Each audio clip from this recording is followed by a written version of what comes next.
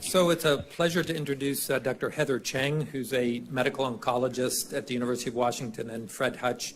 It's increasingly apparent that genetics play a major role in prostate cancer, both in understanding predisposition or inheritance for prostate cancer, as well as the implications for treatment and therapy. So Heather is a leader in this field, and she'll tell us a bit about her current work. Heather? Thank you. I think I turned the mic on, so can you hear me in the back there? Nod if you're, sounds okay, good, okay. Well, thank you so much for being here on this wonderfully lovely day. It's my great pleasure to talk about genetics and also a study that we have that's really made possible because of the IPCR. So the title of my talk today is The Gentleman Study and Extending the Potential Benefits to Family Members. Here's a brief outline. So I'll talk a little bit about Genetics 101, the importance of family history. Those of you who've heard this, a version of this talk before, know that this is really important, and I would say one of the major take-home points. A brief review of new data and new guidelines that have directly come out of work that's happened here and has changed practice. And this year, I really want to talk about the difference between recreational versus medical testing, because that, I think, is getting a lot of press in the news, and it's very important to understand that they are not the same thing. And then I'll talk about overviews and updates on the Gentleman Study, and then new early detection strategies and curative strategies that we have in development. So in 2015, that was the first year I started talking about genetics to this group. And the title at that time was Lessons from Breast Cancer, How Genes May Affect Risk, Treatment, Outcomes in Prostate Cancer. So this is actually a real patient of mine. And this is his family history of prostate cancer. So those of you who haven't looked at these kind of family trees very often, let's see if I can get this pointer to work here. You can see the arrow there. That's my patient. He presented with metastatic prostate cancer at age 58. In squares are his brothers. So he had four brothers and a sister, and none of them had prostate cancer. And his parents didn't have, his father didn't have prostate cancer, his grandfather didn't. And so if you ask just about his prostate cancer, this is what you would have seen, or that's his. So if you ask the question a little bit differently and said, were there any other cancers? Was there breast cancer? The answer would be yes. And you would see his sister died of breast cancer at 35, his mother died of breast cancer at 33, and his grandmother also died of breast cancer. So this is important family history to know about. Now, sometimes it's hard to talk about cancer, but I think this is why it may be important. So we know there are some genes that increase the risk of certain types of cancers by quite a bit, and so much so that it's important to know about if they're there. They are not there for a lot of people, and there are a lot of other contributing factors to cancer. So this is not everyone, but it's still important to think about. There are genes, in particular BRCA1 and 2, that many of you may have heard about in relationship to breast cancer that are also important for prostate cancer. So BRCA1 and 2 are naturally occurring genes that we all have, but in some people and some families, they can have mistakes or mutations, and they're associated with increased risk of cancer. If somebody carries one of these mutated versions of BRCA1 or 2, they would have a 50-50 chance of sharing it with their siblings or passing it along to their children. Men with BRCA1 and 2 genes do have a higher risk of prostate cancer. We know that. It's estimated, a more recent study out of 2017 suggests that men with BRCA2 mutations have a 20 to 60% lifetime risk of developing prostate cancer, and it's a little bit less in men with BRCA1. We're still sort of sorting out the details of the percentages, but we know it's real. We also know that the prostate cancer that develops is more aggressive. It's more likely to be upstaged or more involved in the prostate. It's more likely to develop metastases, and it's more likely to be lethal. So even if people are treated with curative intent treatment, they have a higher risk of needing more treatment. So this is going back to my patient, Mr. M, and he was tested and found to carry a BRCA2 mutation. And in yellow are the other members of his family that we think had the mutation. But in red are the relatives in the younger generation who also were found to have the mutation and now can benefit from that knowledge because we can modify their cancer screening, risk, and management. There's options for them to reduce that risk.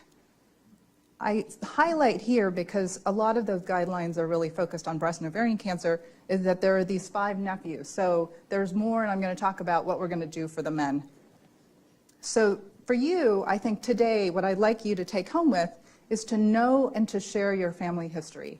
So find out, share with your siblings, share with your nieces and nephews, who has cancer, what age were they diagnosed approximately, how aggressive was it? Was it Gleason 6 or grade group 1? Was it grade group 5? The things that Dr. Lin talked about, those are really important details. If you know them, share them, because that can be really valuable. What treatments did they get? Did they die from their cancer? Did they die from other causes? Share it with your family, share it with your doctors.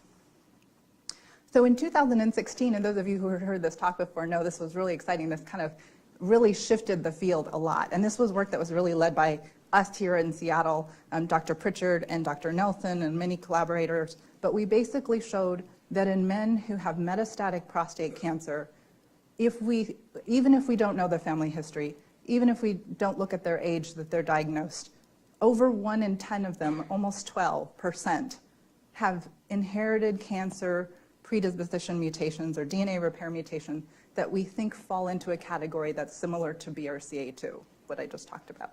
So this is really important to know, both from a treatment standpoint, which I'll talk about in a second, but also important for family members. So here's what has resulted from that seminal paper, that really landmark paper. These are the NCCN guidelines, the National Comprehensive Cancer Network guidelines that Dr. Lin referred to for prostate cancer in 2019. And I don't expect you to read all the fine print, but I'm going to tell you what it says, which is now the standard of care includes, for people with high risk, very high risk, regional and metastatic, all of those men are recommended to talk with a genetic counselor and consider genetic counselor, genetic testing for inherited cancer risk mutations, because we think it matters that much. In addition, even if you have very low risk, or intermediate, if you have a strong family history of cancer, meaning there are multiple people in your family who have breast cancer, ovarian cancer, pancreas, and prostate, you should share that with your doctor, and that may be important to consider. So this has really changed, because if you go back to 2016, and I didn't show this slide, but because I want to sort of stay on time, but there really is very little said about genetics or family history. So this is really directly resulting from work that we've done here and has really changed the conversation in prostate cancer and genetics. So men with any of the following: family history, T3A or higher, grade group 4 or higher, PSA 20 higher, intraductal, and I think soon ductal, from work that we've done here, and lymph node involvement or metastatic. So why else is this important? So I'm a medical oncologist, and I spend a lot of my time talking about systemic therapy or treatment for more advanced cancers. It's important because it may affect treatment. So these are, on the left-hand side here, different families of genes that we all have that work together to maintain the integrity of our DNA. So our DNA is like our master blueprints, and we really need to keep them as pristine as possible. And errors just happen. That's just a product of nature. So our bodies have these amazing mechanisms to try to maintain the integrity of our genomes. There's at least 5 different ones that I've sort of listed here, and they're different families of genes that work together. But the important thing is that when certain families, I'm sorry, I don't know what happened to the pointer. Oh, here it is. Don't work properly, it makes those cancers more vulnerable to certain types of treatment. So BRCA1 and 2 in this top row here are involved in homologous recombination repair, double-stranded DNA break repair. The important thing is that they're more vulnerable to PARP inhibitors, which are now in clinical trials, and platinum chemotherapy, which is a specific type of chemotherapy that Dr. Montgomery is going to talk about later. So this affords a precision oncology opportunity, which is also really exciting. And I'll just mention here, there's mismatch repair, which Dr. Lee just talked about, which might confer sensitivity to those immune checkpoint inhibitors like Keytruda that we're also very excited about. So more on this later in the session. Germline genetic testing versus tumor sequencing. So I'm going to shift now and talk a little bit about the difference. So there's a 2-hit theory of cancer causation, first proposed by Dr. Knudsen. So there's non-hereditary cancers, which happen by chance. So important genes, as an example, BRCA2, We all carry 2 copies of this. And some people inherit one that doesn't work properly, but they have a backup copy. Some people get 2 mistakes that happen in those same genes. It's not inherited, but they just by bad luck get 2 mistakes in both of their copies, and that can give rise to cancer. And other people who inherit one that's defective or mutated are just a little bit closer and more likely to develop cancer. So that's the reason why. It doesn't guarantee that you'll develop cancer if you have a mutation that's inherited, but it may make you a little bit more susceptible. And that's here down in the circled area. But they're not exactly the same thing, but they are complementary. So here's something I heard from one of, I think in maybe a session sort of like this. A patient said to me, I've had genetic testing. I did 23andMe and I don't have those BRCA1 and 2 mutations. The FDA approved those tests, right? So let's just take a step back. So I just mentioned that everyone has 2 copies of those each gene. So if you can envision it as 2 users' manuals, each is 100 pages long. And let's say page 13 is especially important. That's where BRCA2 is on page 13. Do you want to check for the mistakes on all of page 13, or do you just want to look at 3 letters?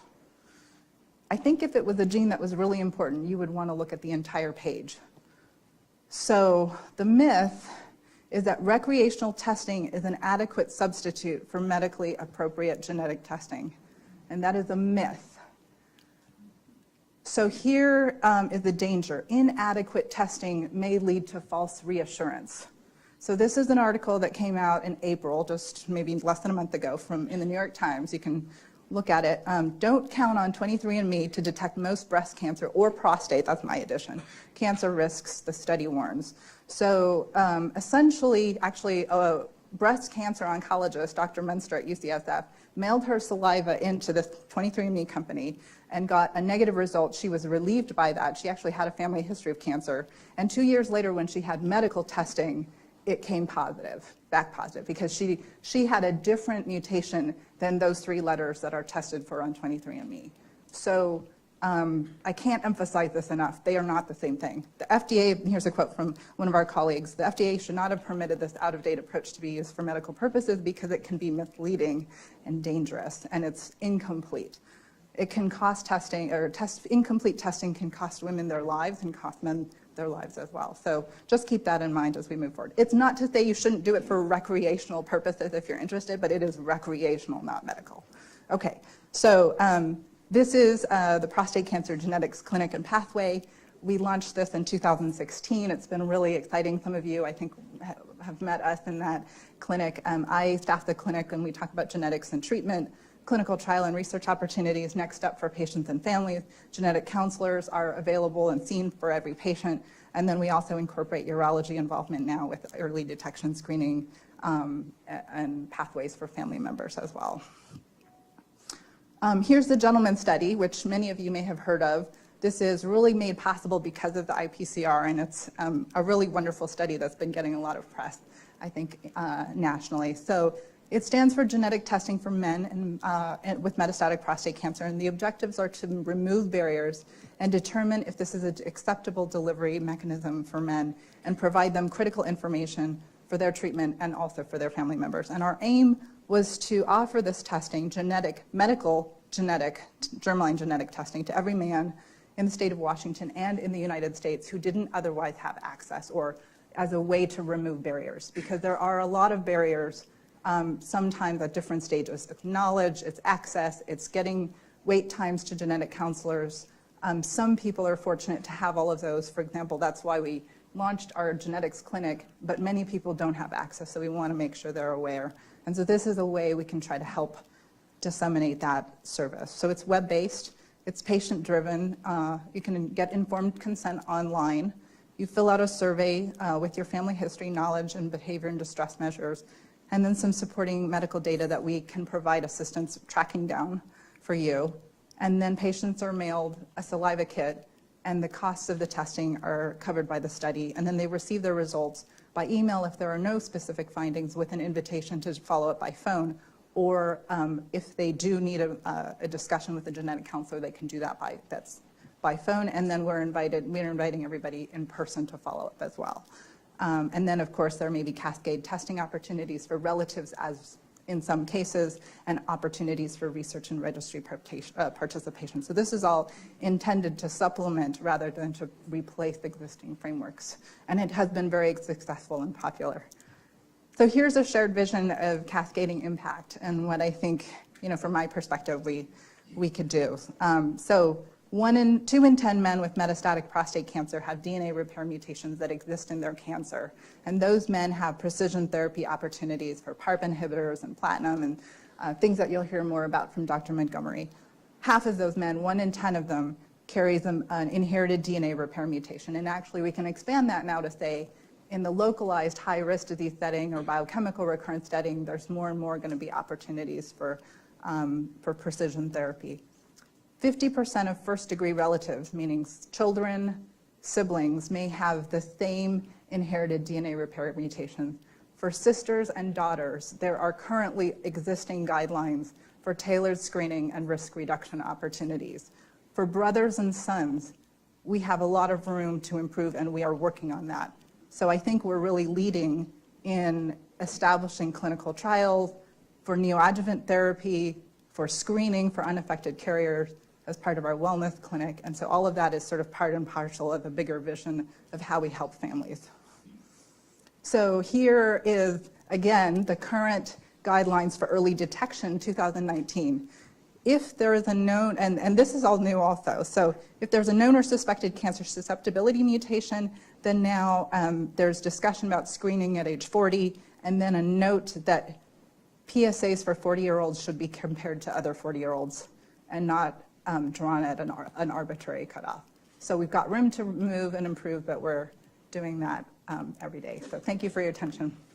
Happy to take questions.